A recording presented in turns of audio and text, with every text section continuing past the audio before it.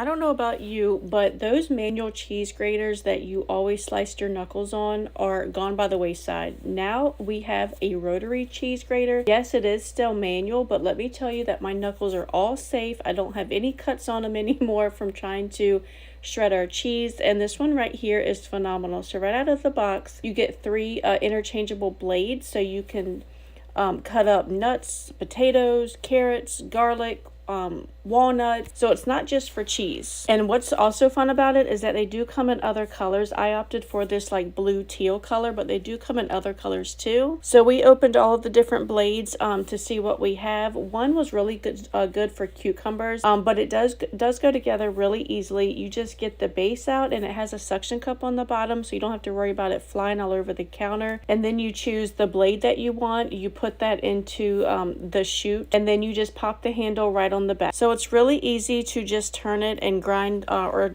shred the cheese. So we opted for the very fine shreds for this cheese, but one of the blades does slicing and one does the coarse shredding. You can throw the blades right in the dishwasher. This thing has been such a game changer for us that even our kids like to come into the kitchen and help us out. I would definitely recommend this cheese grater.